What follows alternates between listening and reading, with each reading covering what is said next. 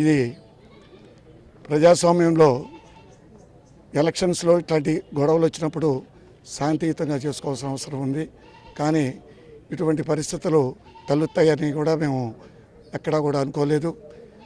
మొత్తం నేను 94 పంచాయతీలు జరిగినాయి.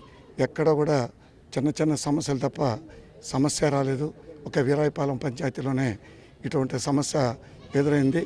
ఇది చాలా బాధాకరం. కేవలం ఏంది అంటే ఇప్పుడు ఏదన్నా ఉన్నా కూడా రీపోలింగ్ అడిగినప్పుడు దాన్ని ఏదో పీఓ చూసుకుంటాడు, లేకపోతే డిపిఓ వాళ్ళు చూసుకుంటారు, ఏదైనా చేస్తారు. దానికి మనకి పోలీసు వాళ్ళకి దానికి పెద్ద సంబంధం లేదు. లా అండ్ ఆర్డర్ వాళ్ళు చూసుకోవాల్సిన అవసరాలు ఉంటాయి.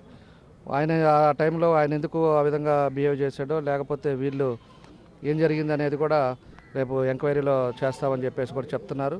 మేము కంప్లైంట్ ఇచ్చున్నారు. వాళ్ళు ఆ రోజు జరిగిన సిచ్యువేషన్స్ అంతా కూడా కంప్లైంట్ ఇచ్చారు. దాని మీద ఇప్పుడు అడిషనల్ ఎస్పీ గారు కూడా ఇక్కడ వచ్చున్నారు. ఆయన దాని మీద కమిటీ ఎంక్వైరీ చేసి దాని మీద తగిన చర్య తీసుకుంటానని చెప్తా ఉన్నారు. ఈరోజు పొద్దున కూడా వాతావరణం ఇక్కడ అంతా కూడా చాలామంది అందరూ కూడా రావటం, ఇంకా ఊళ్ళ నుంచి కూడా ప్రతి ఊర్ల నుంచి కూడా అందరూ కూడా రావటం, ఇదంతా కూడా ఇబ్బందికరంగా తయారైంది. కాబట్టి మేము కూడా మన కార్యకర్తలకి అందరికి కూడా వాళ్ళందరూ కూడా ఏ ఊరికి ఆ ఊరు పంపడానికి కూడా మేము కూడా ప్రయత్నం చేస్తున్నాం.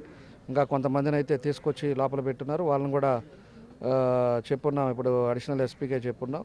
దాన్ని ఏముందో వాళ్ళని ఇమీడియట్గా తక్షణం వదిలితే కానీ మిగతా వాళ్ళంతా కూడా పోరని కూడా చెప్పాము. ఆయన కూడా ఏదో వీడియోలో ఏదో రాళ్ళు ఇసిరేశారు, దాన్ని చూసి ఎవరు లేకపోతే వాళ్ళని పంపిస్తామని చెప్పేసి వాళ్ళు చెప్పడం జరుగుతూ ఉంది. కాబట్టి వాళ్ళని కూడా పంపించేస్తే మిగతా వాళ్ళందరూ కూడా డిస్పాచ్ చేసి కొంచెం శాంతియుతంగా చేసుకునే అవసరం ఉంటుందని చెప్పేసి కూడా నేను తెలియజేస్తూ ఉన్నాను.